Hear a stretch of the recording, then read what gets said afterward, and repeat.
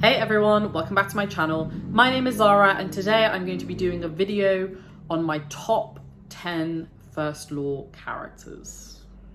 This one I've been waiting to do for a while. Now that I've read every single book in the First Law world, I wanted to do my stack ranking of my top 10 favorite characters. So without further ado, let's jump right in. So in 10th place, we have Vic Dan Teufel. I don't know if that's how you say it. I'm gonna try and not have too many spoilers because there will be some spoilers. She's the daughter of a character that we know of in the original trilogy. The thing about Vic is that she is the perfect example of where the oppressed becomes the oppressor. And she has this like very interesting inner battle about that. She's very self-aware, she's very closed off. And I just love the way her arc develops throughout the Age of Madness trilogy because I think it's just done so well. She is one of the few characters out of all of the characters that we follow in the First Law world that actually gets an ending that I think was really fitting. I mean, I think all the characters get pretty fitting endings, but I think Vic's was a really well-deserved ending. I think she's just so smart. She's so savvy. She knows people. She can, within an instance, know like kind of what someone is thinking and how they're thinking about the thing that she's talking about. And I love that about her character. She actually reminds me in certain ways of Logan, and I will do a separate video on this. I do think there are actually quite a lot of parallels between her and Logan, which, interesting enough, nobody else has seen those parallels apart from me. So maybe I'm just clutching at straws. But I will do a video on kind of character parallels, but I will do a video on that soon. So in 10th place, we have Vic. In 9th place, we have the Dogman. So if you've read the original trilogy, the Dogman is essentially kind of the second to Logan Nine Fingers. Dogman, the thing I love about Dogman is that everybody respects Dogman. Whether you like him, you hate him, you want to kill him, you want to sit around the fire with him, everybody respects him. And we see that in Age of Madness, right? Like, he is this legend. He is fair. I think that's one thing I love about Dogman is that he is always fair. It's funny, like, there's parts where he kind of reflects on the events of the First Law trilogy in the Age of Madness trilogy, and there's certain things that he says that just make you think that, like, I really kind of wanted Dogman not to have to live that life and just kind of live a quiet life. You know, Dogman, he's also very loyal. He's just a good man. He's one of the few people, I think, in the First Law world that you can objectively say is genuinely a good person.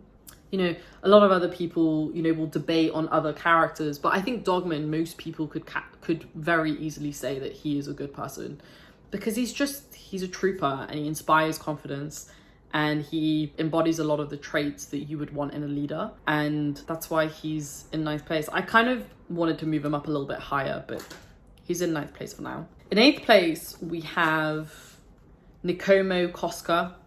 So Koska is hilarious. He's a very tragic character. I think Koska is probably the character or one of the characters that I identify least with in the First Law world, but I just love that he's this very grandiose, very ridiculous, but also intelligent man. You can't help but have a good time when Koska is around. And he has this really interesting inner battle with like addiction, with trying to live up to this expectation that he set himself. And he's just so tragic. I think Koska is probably the most tragic character in the First Law world. And while he is a barrel of laughs, it's often the people who are a barrel of laughs that have the most tragic stories. And I kind of wish we had like an origin story of him because I think it would be fascinating. In 7th place, we have Bayaz, the first of the Magi. Bayaz is just ruthless. He's intelligent. He doesn't give a crap about anyone. He is the puppeteer. He's moving all of the pieces around the chessboard. And I love characters like that. I love characters who you love to hate. And Bayaz, while a lot of people hate him, I dislike him in certain regards, but I also just think that somebody that smart, you can't help but think that that is the only thing that he would end up doing is being a bit of a douchebag. And I'm here for it. I love Bayaz as a villain. I think he's one of the most satisfying villains that I've ever read because his motivations aren't entirely evil, I think. I don't like where some of his character went in the Age of Madness trilogy, but I can see it going in a direction that I think I'm going to really enjoy in the next, trilogy or next chapter of the First Law world post Age of Madness. But Baez is one of the smartest people that I've ever read, and I honestly wish sometimes that we just got more time with him. In 6th place, we have Calder.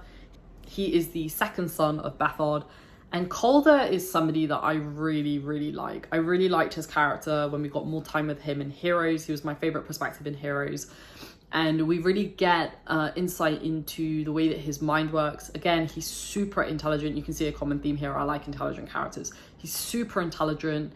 He is the one that really should be king, but because of the order of him and his brother's birth, he's unfortunately not in position to do that.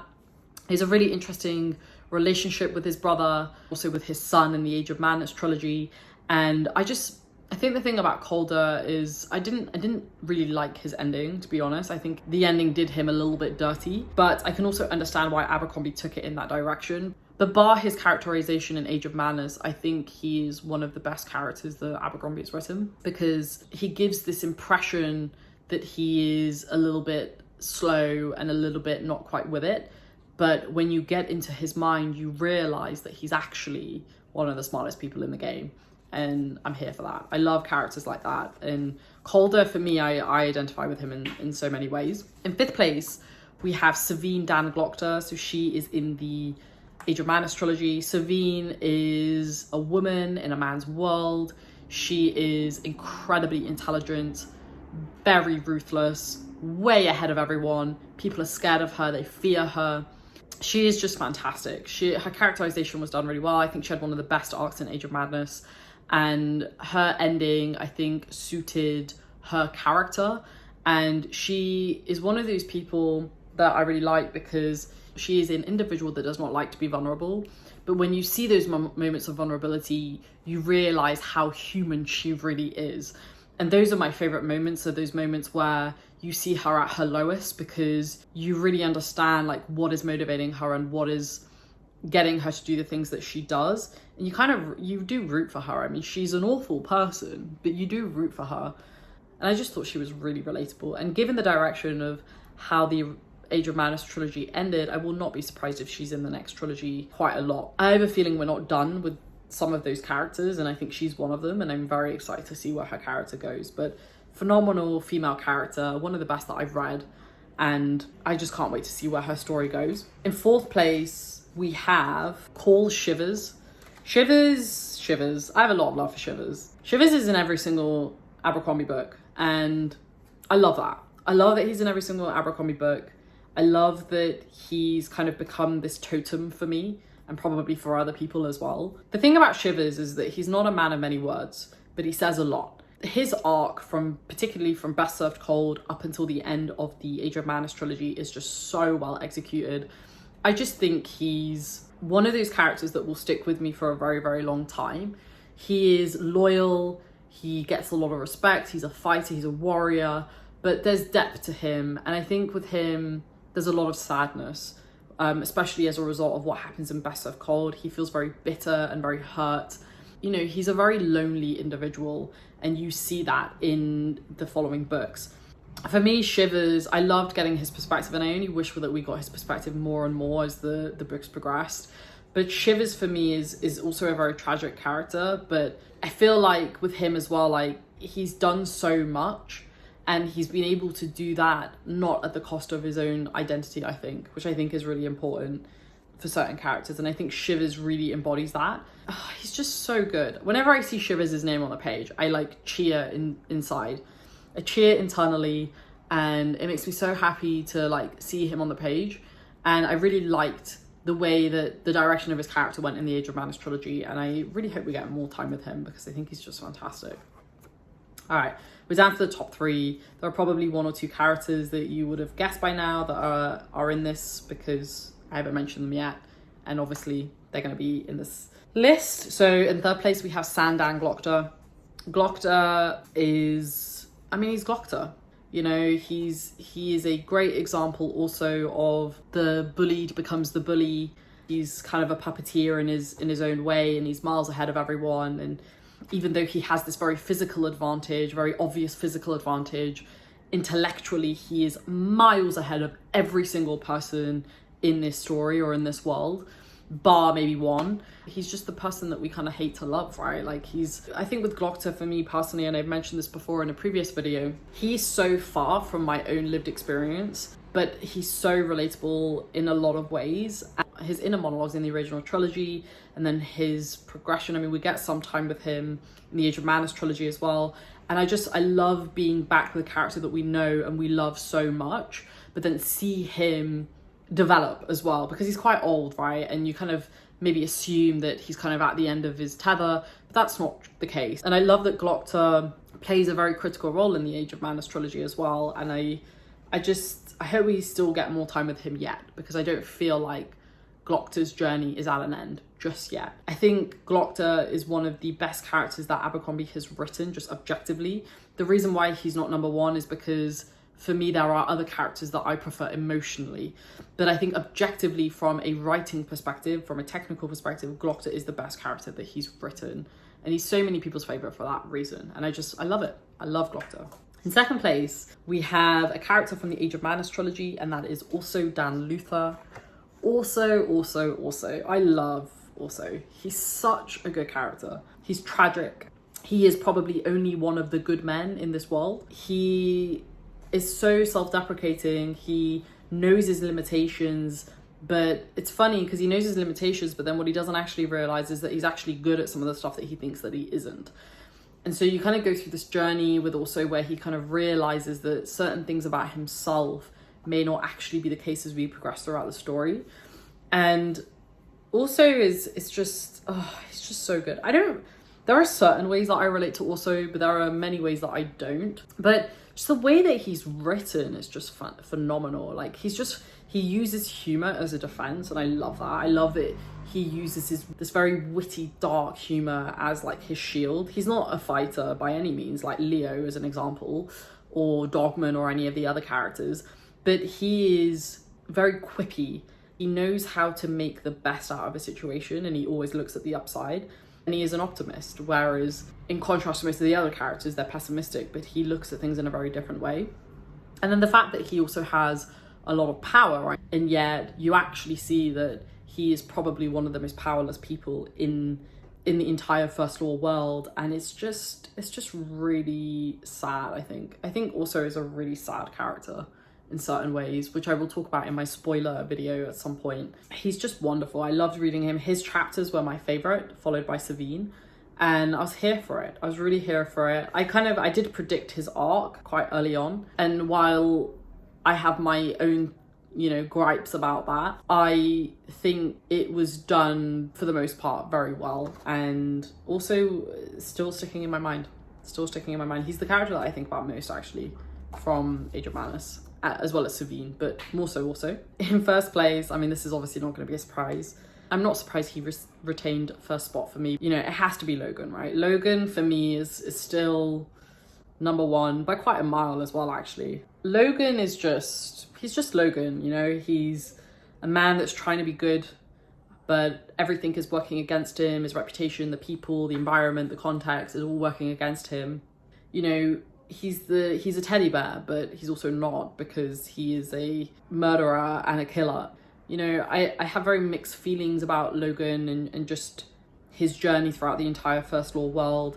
And I think with him, I just always felt a kinship with that character. I fell in love with that character from book one and when I say fell in love, I don't mean like I fell in love with Logan. I fell in love with the way that the character is written, because he knows certain things about himself and he doesn't want to fully accept them, because that means accepting some really hard truths. But then as we go through the series, you realize that he's internalized all of that, and he hasn't had anyone that he could really speak to about that, because he takes it on himself. And I think I do that a lot. I internalize a lot of my frustrations about things around me, about myself, about whatever it is.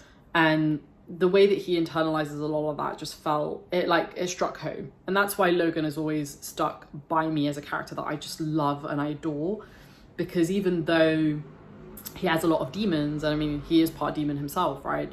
Even though he has a lot of those demons in the closet, he still strives to be good. He still doesn't want those demons to get the best of him.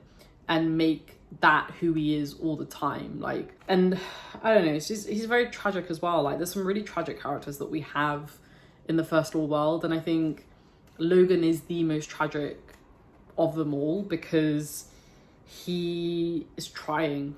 He's trying. And the question you have to ask yourself, well, is trying enough?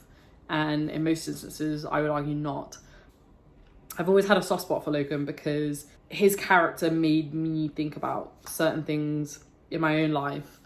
And he's stuck with me as a character that I just love and that I will never forget. To date, he is still my #1 favorite character of all time, across any genre, across my entire life. And there is a reason for that. And it's just because, and obviously there's a lot more to it than this, but he is a person trying to do good, trying to escape his past. And he has this thing over him that we don't really fully understand either as the reader. And you're really trying to understand whether this is just who he is, whether there is this like psychopathic tendency to him, or whether it's something that is out of his control and therefore he's just trying to have battle against it. Like, we don't know. And that's what makes it even more tragic is that because you could argue that he doesn't actually have that much autonomy in who he could be, if that makes sense. Because, you know, we don't really know much about what really happens when he becomes the Bloody Nine. You know, we don't know if it's really by choice or otherwise. And that in itself, the fact that he doesn't have that choice, which I read it in that way. I read it in the way that he doesn't have choice. And that just makes it even more sad because you know that he's a good man, you know that he's a good person, but there's this aspect of him, there's this part of him that he cannot control. And it's really sad. It's really, really sad. I'm getting sad about it now. It's really sad. It makes me really sad. And I love Logan's arc. I think Logan's arc was one of the best. I know a lot of people disagree with that, but I don't care. So there we go. Those are my top 10 characters of the First Law world. Let me know if any of those were surprises, or, you know, what your own order of characters is. If you don't want to give your top 10, maybe just give your top 3 or your top 5. I've come to the end of my full journey with the First Law. I mean, I will be rereading the books, obviously, again. But it's really, I feel like, you know, it's the end of an era. And I wanted to do this video because so many characters have stuck with me as I've gone through this journey. And they will continue to stick with me. And, you know, like I said at the start of this video, it feels like I'm coming home whenever I'm talking about it. So let's take the conversation down below. Please give this video a thumbs up. And I really appreciate all of the support that I've been getting. And, you know, I want to be doing more First Law content as well. If there's anything in particular that you want to see or you want to chat about, let me know. And I'll definitely add it to the backlog of videos that I want to do. But otherwise, I will see you in the next video. Stay safe, everyone. Take care, and I'll speak to you soon.